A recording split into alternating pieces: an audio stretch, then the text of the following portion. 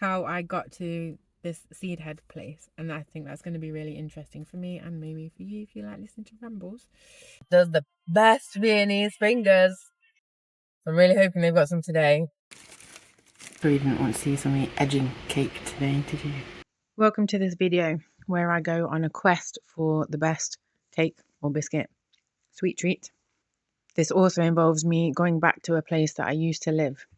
And the majority of this video is me verbally processing with myself to camera the shifts and the changes that are happening in me real time throughout this day, which turned out to be quite an important Tuesday, 22nd of February, 222. It's a little bit of magic in there. I enjoy numbers and patterns. So if you also believe there's treasure in the ramble, join me for some of my rambling and some lovely clips of the Peak District. There will be timestamps below for the vague sort of subject that I'm covering in each section. Enjoy. I'm on my way to a walk with a group of people. Some of them are strangers. I'm noting this in video because I am kind of looking forward to it. And in recent months, the idea of meeting people, even people that I know, sort of, feels like hard work. But today, it's been gentle enough that I think I've got some energy to spare. I also know I've got no other plans after this for the entire weekend. So it doesn't feel like it's an overload. It's going to take too much from me. It's going to take something from me and feel balanced, I suppose. The thing about doing this now is I've just noticed a tightness. There's no reason why I should be struggling to breathe. I've not been around any new animals. I've not cleaned anything, so there's not been any dust kicking up. But as I speak and as I inhale, I can feel this constriction. Even though I'm looking forward to this, I want to do this, I have the energy for this, it doesn't feel like it's going to drain me too much. And even if it does, I've got the rest of the weekend to recover. There's still a part of me that's like, it's very rarely a clear-cut yes or no. It is just because something feels like your body saying, danger, no, don't do it. Okay, there's something going on here. What do I think is going on? Is there any way I can soothe it? Is there any way I can bring things down? Is this something where I'm just going to do it anyway? Oh, Scar. That's this moped's number plate. Whoa, Scar. Very nice. So I'm going to go meet some strangers. I'm going to have a nice walk. I'm going to have a lovely time. And then I'm going to come home with my treasure. We're back to where I lived a couple of years ago. I haven't been back since the day that I left. I left under a cloud. Cloud is no longer with me, though I suppose it might be revisiting in a couple of hours. But there's a bakery in this town that does the best Viennese fingers. I'm really hoping they've got some today. The past revisited. The good secured. I lived here for 5 months. One of the standout memories is when there was a lorry fire on the motorway and it came to a standstill. People were stuck on the motorway for like 12 hours, like they just couldn't get out. And right now the motorway is at a standstill. And the bakery is still there. There wasn't very much left in the way of cakes. There were 3 Viennese fingers and I bought 2. And I swear they're bigger than they used to be, which is such a treat because everything else gets smaller. I did a drive-by of the house. They still live there. I did a little around the back streets. The longer that I was walking around the town, the more I was a bit, ooh, what if I see them? And there was a guy as I walked into the supermarket, actually, that didn't really look like the man that I didn't want to see, but there was enough of a resemblance momentarily that there was a burning in my abdomen. There's literally an old guy sat watching the motorway that's not moved. Yeah, so I'm just capturing what it's like to go there and come back because I haven't really had an inclination to go back. Like, it's not far away from when I live now. It's hard. Like, it's 2 years since I started exploring Sheffield because Sheffield was my closest city rather than I had any plans to move there. But funny how life works out. No thoughts about going back. I've thought about the cakes a couple of times, but it's never been like, oh, I'll do this hour round trip for a cake. It's definitely not out of the realms of possibility for me to do that. But there they were, and it is marvellous to have them. And now I'm creating a whole ritual around it. I can't eat them now because I want to make it an event. It needs to be with a cup of tea, which I don't drink very often. I'm going to have a sandwich first so I can do the proper savoury, sweet ritual. I'm really building this anticipation for this cake. Biscuit. Dessert. I don't know. Sweet treat. And a lot of the time, anticipation is greater than the actual realization of the thing that you're anticipating, positive or negative. I'm learning, and certainly right now, even as I'm speaking, the planning of this ritual, like it's Wednesday, today's Saturday. Wednesday is when I was like, oh, I'm going to be close to that town and I can go and go to the bakery and get a Viennese finger. Well, Viennese fingers, we knew I was only going to get one. Oh, they've resurfaced this roundabout. What a dream. So I've been building up anticipation for this Viennese finger, just this first half of one, since Wednesday. Oh, I'm going to be able to go and get that, hopefully. And then today you get the bit of the trepidation. Oh no, what if there aren't any? I might not be able to get them. Oh, how disappointing. And I didn't really want to go into that, but I'm aware that there was a little bit of me that's like, oh, I'm going to have to manage the disappointment and oh, I'll just get some other cake and it's less of a treat, but whatever. So finished the walk, had a very nice time. My energy certainly served me well. I engaged in conversation well. It didn't feel too taxing. I enjoyed myself. I didn't have to overthink. I love that I'm just narrating my thinking process around this conversation. And what a ridiculous thing to talk about. But it isn't, because I'm so autistic that there's been this constant cognizance of my communication process for years, but I just didn't really know that.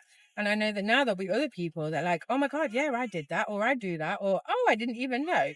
Very, very aware of all of my different processes and whether I'm able to converse freely or not. Today I did. What a bloody tangent. But it was interesting to follow the route home and feel how that felt. Like, this used to be the going home feeling, and like you go on a drive and it becomes familiar, and then your body just kind of takes over with the leaving somewhere and arriving home process, and that's an unconscious process, and it's a bodily memory. The different actions, like there's the muscle memory.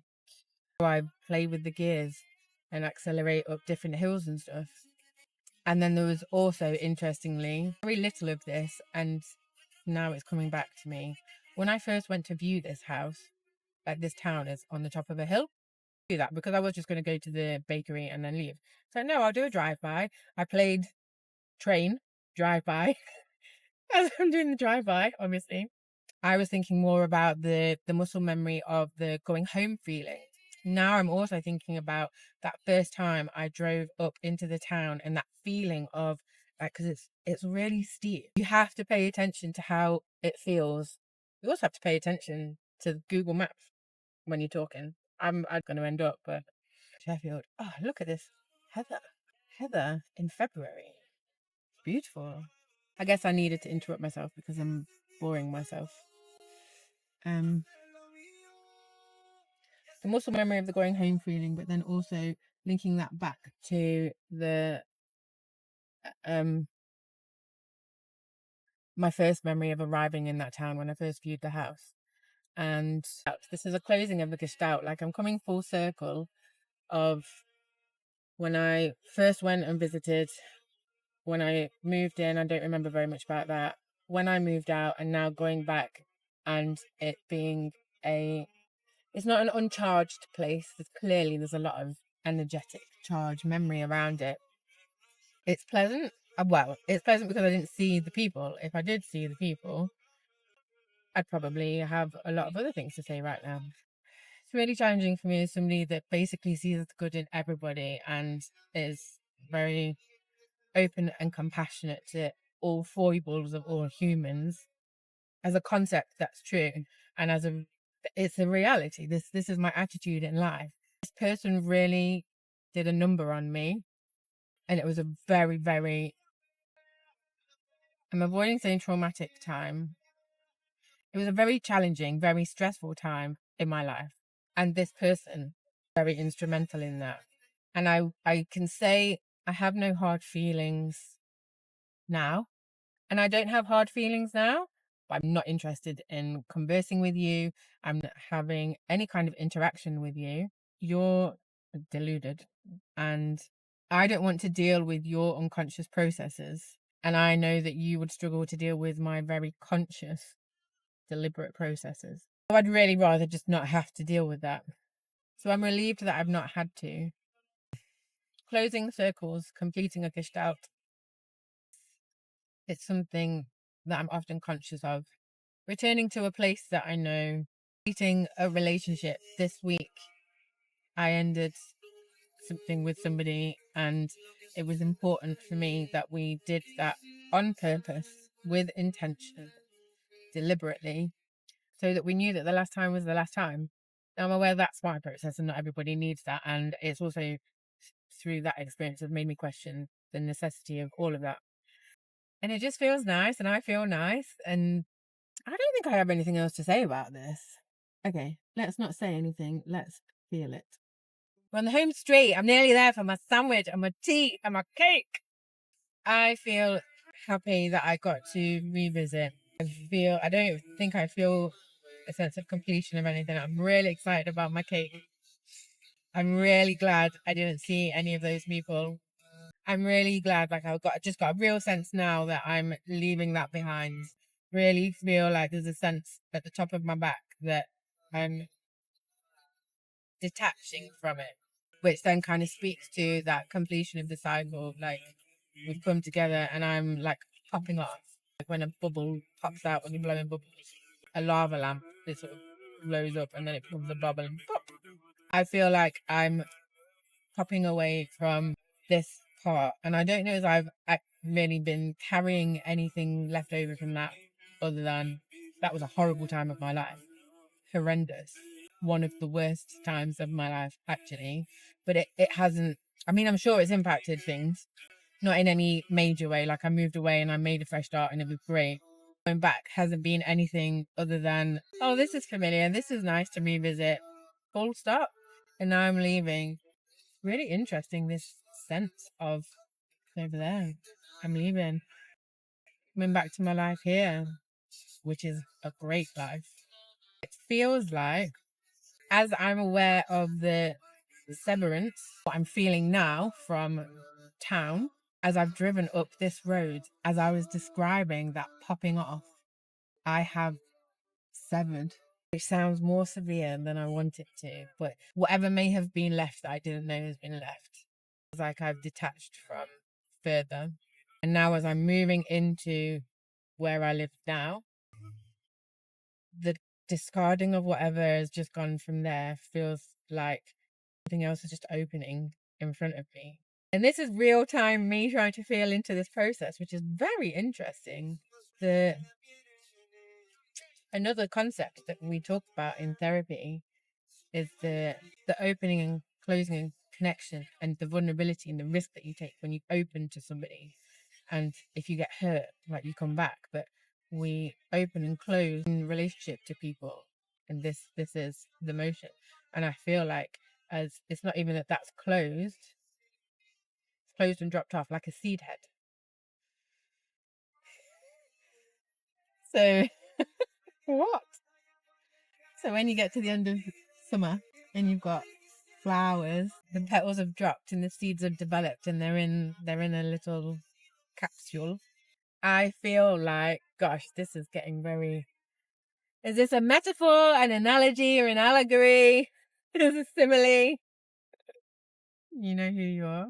Something was set in motion. I had no idea this was going to be such a big deal.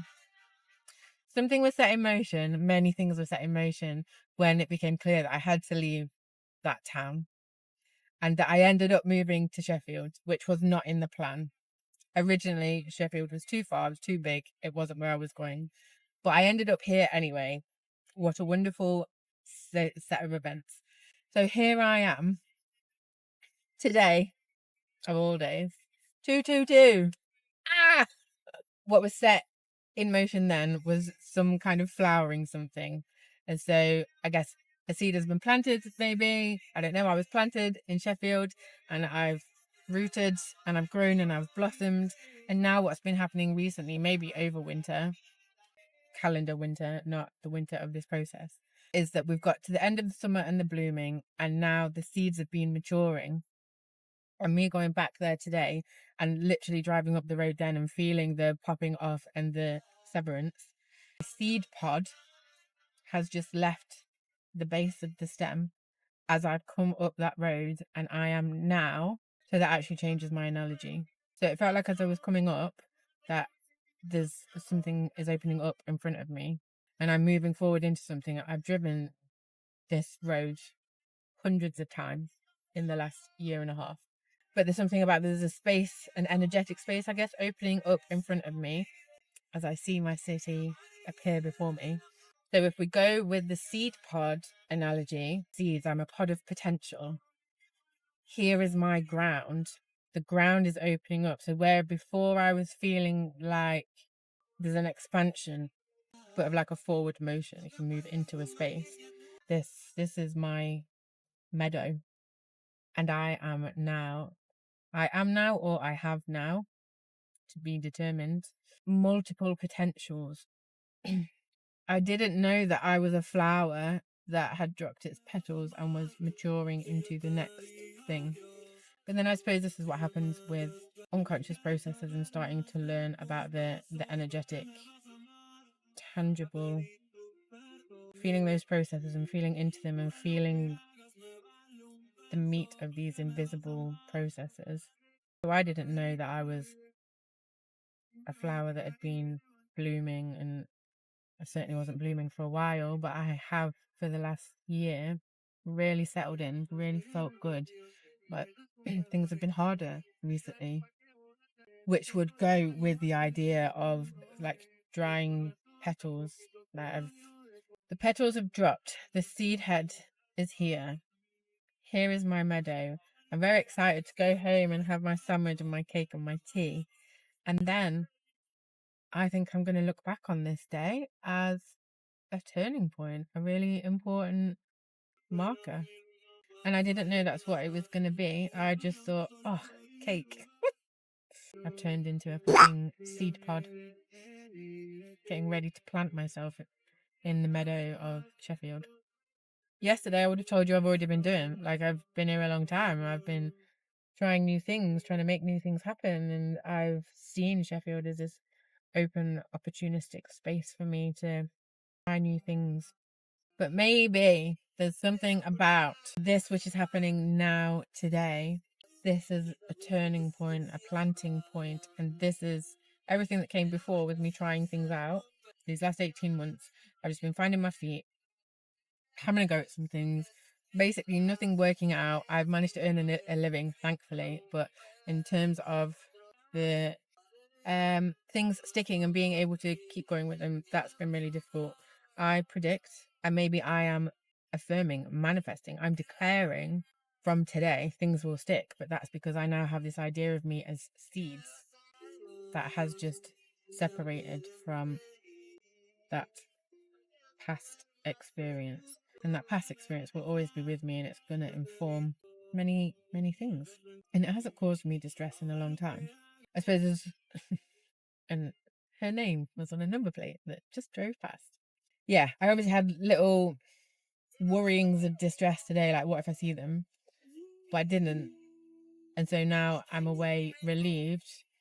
But it will never be the first time that I revisit again. If ever I go back, I've already done the first time. I'm nearly at home. Treasure in the ramble. So it's great that I can watch this back and see in real time my step count on my watch. What the fuck? It's 6,543. So there's something there about a reverse process that now we're going forward. Oh my god. Plant some seeds. Eat some cake. Lots of cake. And be creative. And enjoy the space that's just opened up today. The space of my meadow. Sheffield is my meadow. And I am, or I have, a seed pod. And it could be a seed pod that has fallen, or I could be poppy seeds. Hundreds of poppy seeds in a seed head. Most seed heads have tens, if not hundreds, of seeds in, to be fair. That's the glory of nature. I'm going off on another tangent, so I'm going to stop now.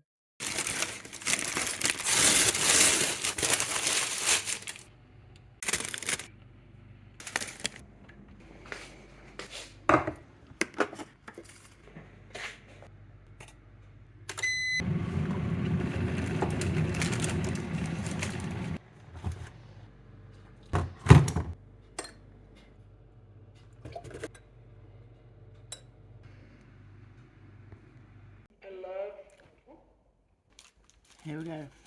And it's one of the best cups of tea I've made in a while. I don't drink it so much because I can't always get it right. And now for the main event. Dreamed of, anticipated of since Wednesday. It has been in my possession for an hour and 45 minutes. And I know none of it has changed. Like, this looks exactly right. My only thing, even before I eaten it, I know this isn't chocolate, it's some chocolate flavoured covering thing. It would be a little improved by it being proper chocolate. It's so good, I kind of want to wait a little bit longer. I'm edging a cake. I just want to wait a little bit. Oh, I smell it. How did I bring kink into eating cake? I'm eating it.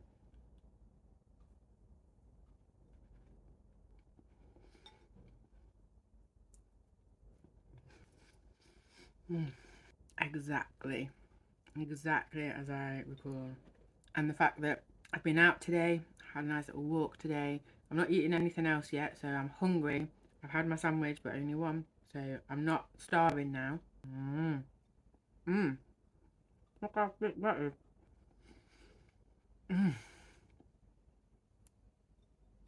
Oh, and there's a big gap actually. Now it's about to fall apart and I'm going to make a mess. Oh well. Really weird watching yourself eat.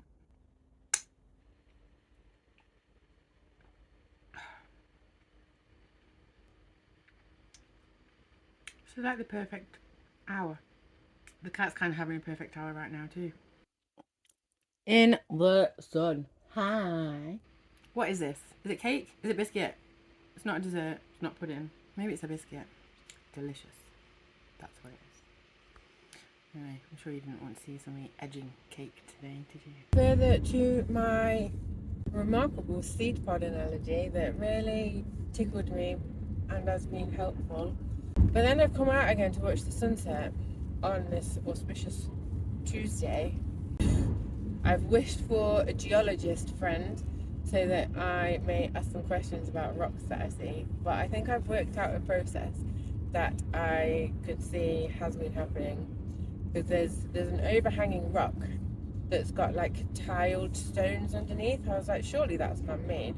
Why would they have wanted to support that rock? Like, why would they have put all of these tiles, stones underneath? But then I looked around a little bit more. Looking around, there's other rocks that also have like less defined like tiling shapes, and I was like, oh, this looks like it's a natural process. And actually, when you think about where you've got overhanging rocks, it's not like there was a tall rock that fell over, was there? No. They're all just layers of wood that have solidified over centuries and millennia.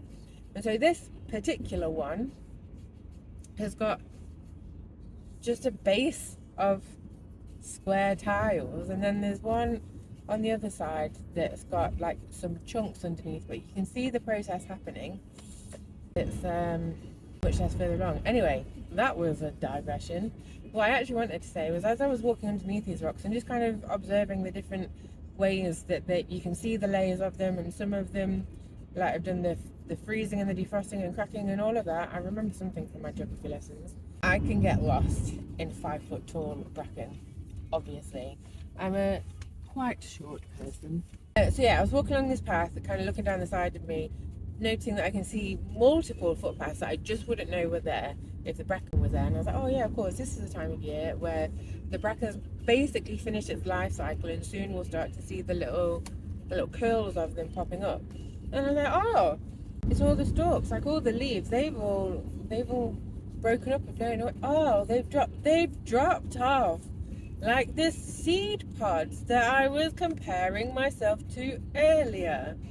But like another way, actually, because I've just heard what I've just said, and actually what I'm saying is the opposite. So there's only like a couple of inches of coverage of anything. You can see all the rocks, you can see all the paths. Is what I've been cultivating in recent years, and it's really been kind of quite to the surface, just in my discussions with other people, professionally as well as socially, about core of me, the core of self. That's what I've been developing. I'm also working with other people to find that and develop that. But there's a real solidity in me, and kind of like a flexible solidity, but nonetheless this solid core that is my confidence and is my self-trust and is what sees me through difficult times. And I've really been working hard on getting to know that part and kind of building up its layers. So today has really been, it's like a culmination point of something's uncovering, but it's a visualization, it's an analogy. I've got my strong core, superfluous stuff no longer needs, has disintegrated in the wind. Like, yeah, it really feels like a shedding. That was beautiful. The little interactions that I could hear from the families and the couples in the groups that were walking past, like really heartwarming. There was a kid who'd got a proper big camera, a mum, and then 4 kids. I don't know if they were all hers, maybe some were her kids' friends. Anyway, sure, that's not an important detail. They were just taking sunset photos, and that was really nice. Like, one kid just ran up and said, "Oh, look at me, I'm going to sit here, take a picture of me." I would never, but I'm going to now, see a nice view, just run and sit on it, and as I'm going to the view, say, "Oh, take a picture of me." It really tickled me a little that he just went and did that, and it was a lovely photo. I'm sure he did that, and then mum swapped. She's like, "Oh, you take one of me." He must have been like 12, 13. And then the other guy with the proper camera came, he's like, "Oh, David will take that." And then David said, "Yeah, Robin Hood's Cave, it's just down here, it's on the map, on Google Maps, it's just down here." Oh, just how lovely is that on a Saturday evening? They all just go out, find Robin Hood's Cave. The fact that they're doing it at sunset is a little concerning, because if there's not a huge amount of time to get back from Robin Hood's Cave over the rocky path if you're not fully familiar with it in a safe manner. Anyway, that's my safety concern. That whole heartwarming thing, and then there was this fancy dog with its blowing hair. It was very majestic, just looking over the view, and it all just filled me with loveliness.